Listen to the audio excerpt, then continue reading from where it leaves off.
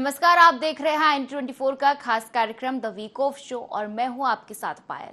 जहां the week of show में हम बात करेंगे हफ्ते भर की बड़ी सियासी खबरों की।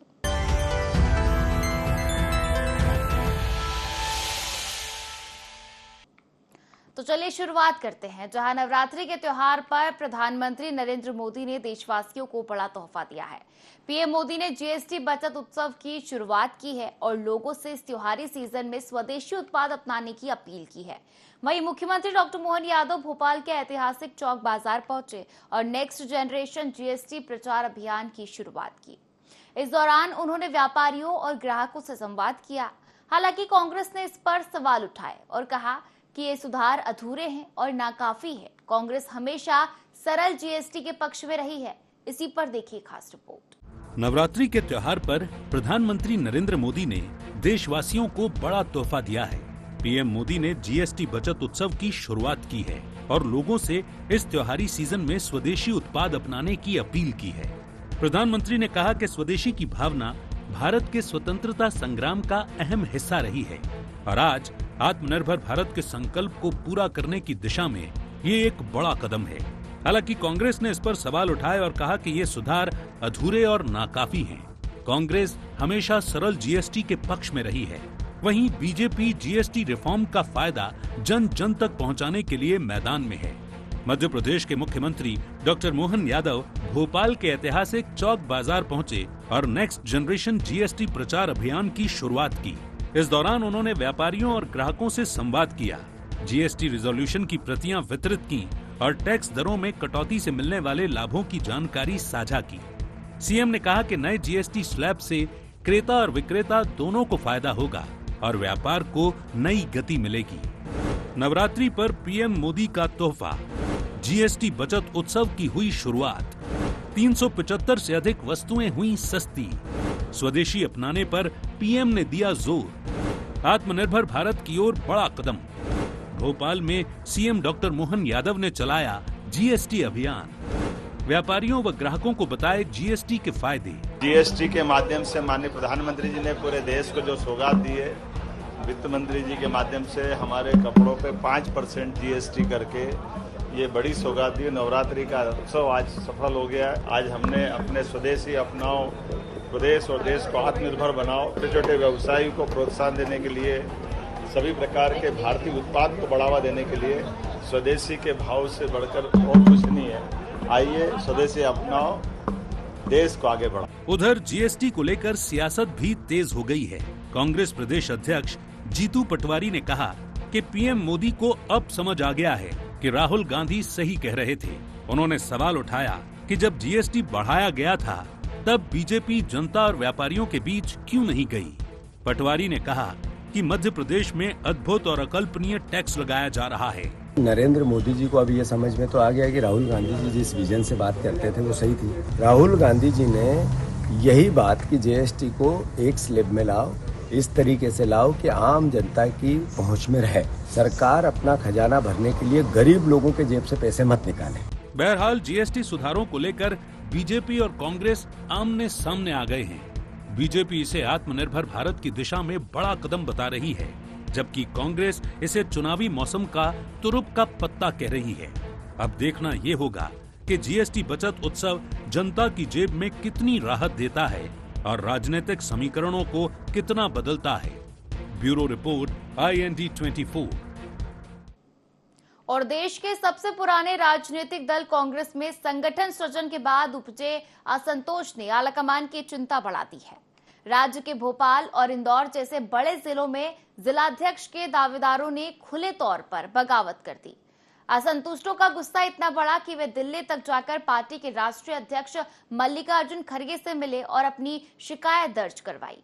वहीं बीजेपी ने इस पर तंज कसा है और कहा कि कांग्रेस परिवारवाद से उबर नहीं पा रही है। इसी पर देखिए खास रिपोर्ट। देश के सबसे पुराने राजनीतिक दल कांग्रेस में संगठन सृजन के बाद उपजे असंतोष ने आला कमान की चिंता बढ़ा दी है, जिसके बाद मध्य प्रदेश कांग्रेस इसे मैनेज करने की कोशिश में लग गई, क्योंकि राज्य के भोपाल और इंदौर जैसे बड़े जिलों में जिलाध्यक्ष के दावेदारों ने खुले तौर पर बगावत कर दी। असंतुष्टों का गुस्सा इतना बढ़ा कि वे दिल्ली तक जाकर पार्टी के राष्ट्रीय अध्यक्ष मल्लिकार्जुन खड़गे से मिले और अपनी शिकायत दर्ज करवाई। बीजेपी ने इस पर तंज भी कसा और कहा कि कांग्रेस परिवारवाद से उबर नहीं पा रही है।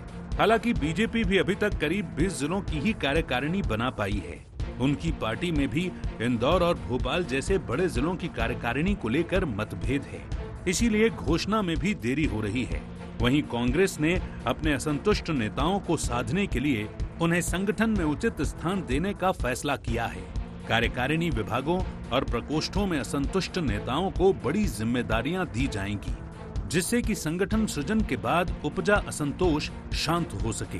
हालांकि पीसीसी अध्यक्ष जीतू पटवारी किसी भी तरह के असंतोष और नाराजगी से इनकार कर रहे हैं और वो उल्टे बीजेपी में ही नाराजगी बता रहे हैं। कांग्रेस के असंतुष्ट नेताओं को मिलेगी कार्यकारिणी में जगह, विभागों और प्रकोष्ठों में दी जाएगी बड़ी जिम्मेदारियां।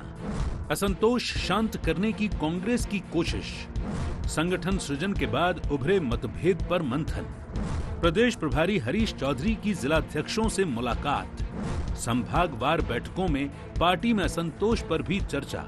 प्रभारी जी का सारे जिला अध्यक्षों से जो बात करने का मोटिव है, पार्टी को आगे के संगठन सृजन के कार्यक्रम को मूर्त रूप देना, साथ ही साथ ब्लॉक अध्यक्षों की नियुक्ति होनी है, पंचायत कांग्रेस कमेटी होनी है, अलग अलग तरीके से अलग अलग जो संगठनात्मक निर्देश होते हैं वो दिए, जो बाहर नहीं बताया जा सकता। हमारे यहाँ कोई नाराज नहीं, बीजेपी में नाराज है। वहीं असंतुष्टों को मनाने के कांग्रेस के प्लान पर बीजेपी सवाल उठा रही है। बीजेपी का कहना है कि कांग्रेस फ्रेंचाइजी पार्टी की तरह चलती है। नेताओं ने अपने चहेतों को पद बांट दिए और जमीनी कार्यकर्ताओं को किनारे लगा दिया, जिससे बड़े बड़े नेता नाराज हो गए। अब इन नाराज नेताओं को साधने के लिए पद का झुंझुना बांटने की बात कही जा रही है। कांग्रेस पार्टी में संगठन नाम की चीज नहीं होती है, फ्रेंचाइजी सिस्टम की तरह पार्टी चलती है। जीतू पटवारी द्वारा अपने समर्थकों को पद बांट दिए गए और अन्य कार्यकर्ता जो जमीन पे काम कर रहे थे उन्हें किनारे लगा दिया। बड़े बड़े नेता नाराज हो गए। ऐसे में अब नाराजगी साधने के लिए फिर से पद बांटने का झुंझुना बांटने की बात की जा रही है। बहरहाल संगठन सृजन के बाद असंतोष कांग्रेस के लिए सिरदर्द बना हुआ है, तो वहीं भाजपा भी जिलों की कार्यकारिणी गठन में पिछड़ने के कारण सवालों के घेरे में है। कांग्रेस अपने असंतुष्टों को पद और जिम्मेदारियां देकर साधने की कोशिश कर रही है, जबकि भाजपा स्थानीय स्तर पर गुटबाजी और समीकरणों के चलते कार्यकारिणी की घोषणा नहीं कर पा रही है।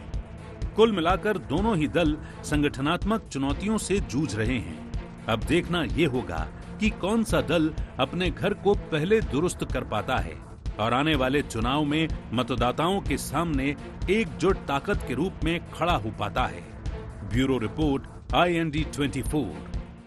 और मध्य प्रदेश में 25 सितंबर से स्वदेशी जागरण सप्ताह की शुरुआत हुई, जिसमें घर घर जाकर बताया जा रहा है कि कौन सा ब्रांड स्वदेशी है और कौन सा विदेशी। सरकार का दावा है कि इससे देश की अर्थव्यवस्था को मजबूती मिलेगी और छोटे व्यापारियों को सहारा मिलेगा। वहीं कांग्रेस का कहना है कि स्वदेशी का असली नारा कांग्रेस ने दिया था और अब बीजेपी सिर्फ दिखावा कर रही है। इसी पर देखिए खास रिपोर्ट। स्वदेशी को देश की आत्मा और आत्मनिर्भरता की राह माना गया है। देश की आजादी की लड़ाई में भी स्वदेशी आंदोलन ने बड़ी भूमिका निभाई थी। तब खादी और स्वदेशी उत्पादों के सहारे विदेशी हुकूमत को चुनौती दी गई थी। आज एक बार फिर स्वदेशी को लेकर नई मुहिम शुरू हो रही है। मध्य प्रदेश में 25 सितंबर से स्वदेशी जागरण सप्ताह मनाया जाएगा, जिसमें घर घर जाकर बताया जाएगा कि कौन सा ब्रांड विदेशी है और कौन सा स्वदेशी।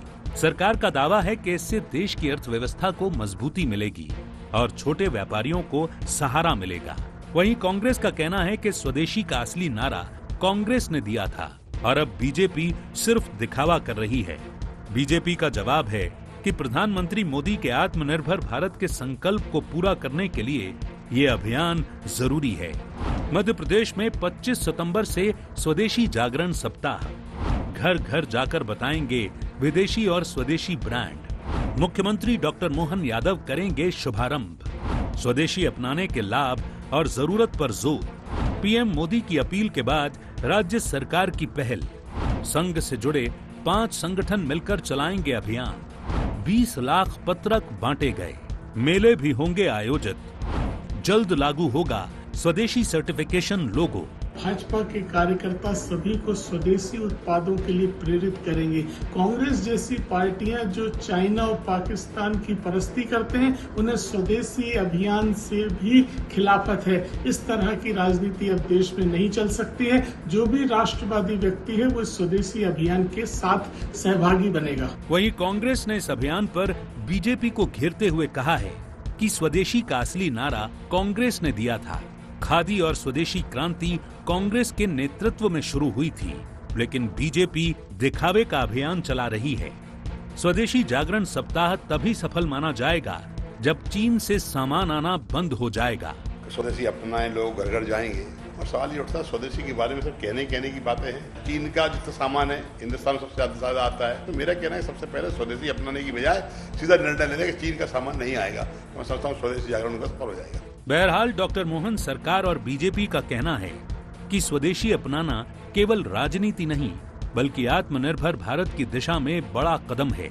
स्वदेशी सुरक्षा एवं स्वावलंबन थीम पर 6 माह तक चलने वाला यह अभियान लोगों को आर्थिक रूप से मजबूत करने का काम करेगा।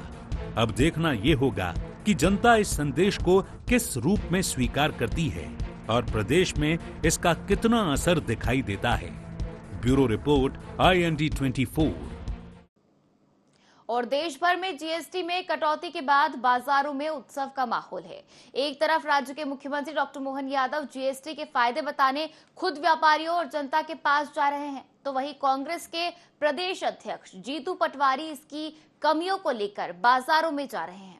देखिए रिपोर्ट। देश भर में जीएसटी में कटौती के बाद बाजारों में उत्सव का माहौल है, तो वहीं देश के दिल मध्य प्रदेश में जीएसटी को लेकर सियासी घमासान मचा हुआ है।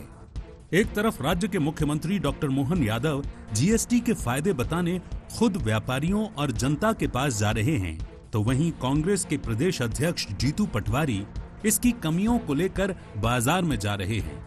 वे सरकार पर छल करने का आरोप भी लगा रहे हैं और तो और वे गौ मांस के निर्यात पर 0% जीएसटी का मुद्दा भी उठा रहे हैं, जिस पर सरकार पलटवार भी कर रही है। सीएम डॉक्टर मोहन यादव का कहना है कि कांग्रेस गोवंश की बात कर रही है, लेकिन हमारी सरकार 2004 के बाद मध्य प्रदेश में गौवंश को लेकर कानून लेकर आई थी कि गौ मांस और गौवध की तो छोड़ो, गौ माता को कोई परेशान नहीं कर सकता है। यदि परेशान करेगा तो उसकी जगह जेल में होगी। बीजेपी का जीएसटी पर बड़ा plan. CM doctor Mohan Yadav का जनता से सीधा संवाद। गांव-गांव और शहर-शहर पहुंच रही टीम। व्यापारियों को बताए जा रहे जीएसटी के फायदे।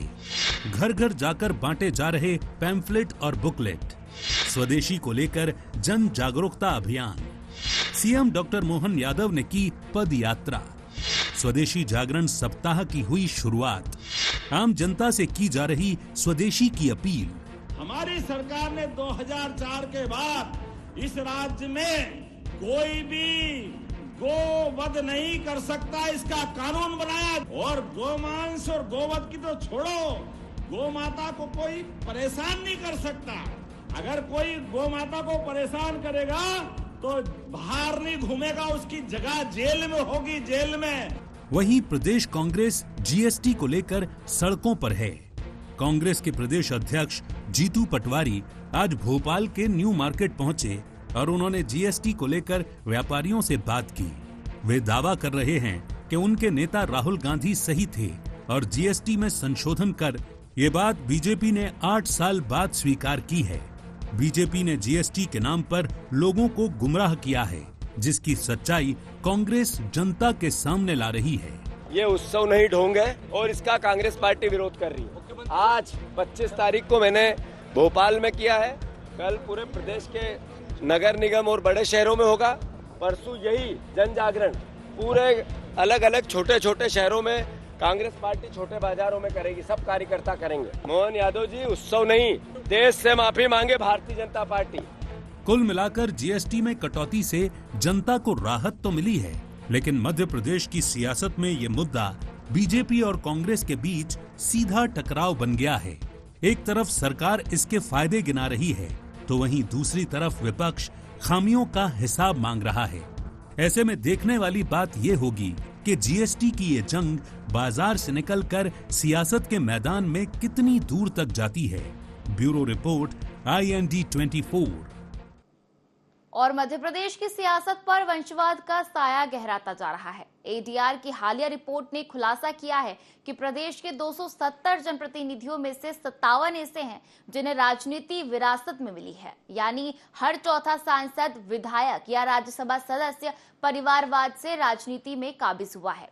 अब इसी पर सियासत भी भरपूर हो रही है। बीजेपी का कहना है कि कांग्रेस वंशवाद में अखंड रूप से डूबी हुई है, वहीं कांग्रेस का कहना है कि परिवारवाद को लेकर बीजेपी जनता को भ्रमित करती है। इसी पर देखिए रिपोर्ट। मध्य प्रदेश की सियासत पर वंशवाद का साया गहराता जा रहा है। ADR की ताजा रिपोर्ट ने खुलासा किया है कि प्रदेश के 270 जनप्रतिनिधियों में से 57 ऐसे हैं जिन्हें राजनीति विरासत में मिली है, यानी हर चौथा सांसद, विधायक या राज्यसभा सदस्य परिवारवाद से राजनीति में काबिज हुआ है। रिपोर्ट में साफ कहा गया है कि बीजेपी और कांग्रेस दोनों में ही पीढ़ियों से चले आ रहे नाम सत्ता और संगठन में मजबूती से टिके हुए हैं। बीजेपी में ज्योतिरादित्य सिंधिया, विश्वास सारंग, हेमंत खंडेलवाल और कृष्णा गौर जैसे नेता विरासत की राजनीति से आए हैं, तो कांग्रेस में दिग्विजय सिंह, जयवर्धन सिंह, उमंग सिंघार और सचिन यादव जैसे नाम शामिल हैं। बावजूद इसके परिवारवाद को लेकर बीजेपी और कांग्रेस दोनों आमने सामने हैं। बीजेपी का कहना है कि कांग्रेस वंशवाद में अखंड रूप से डूबी हुई है। इनकी अलायंस पार्टियां भी वंशवाद से अछूती नहीं हैं, वहां भी परिवारवाद हावी है। वहीं कांग्रेस का कहना है कि परिवारवाद को लेकर बीजेपी जनता को भ्रमित करती है, जबकि असल वंशवाद तो बीजेपी में है। उनकी पार्टी में मंत्री पुत्रों को टिकट दिए जाते हैं। कांग्रेस के कई राष्ट्रीय अध्यक्ष रहे जो गांधी परिवार से हटकर रहे। इनमें मल्लिकार्जुन खड़गे, सीताराम केसरी जैसे लोग शामिल हैं। दूसरों पर आरोप लगाने से पहले बीजेपी अपने गिरेबां में झांके। ADR रिपोर्ट में MP में वंशवाद हावी।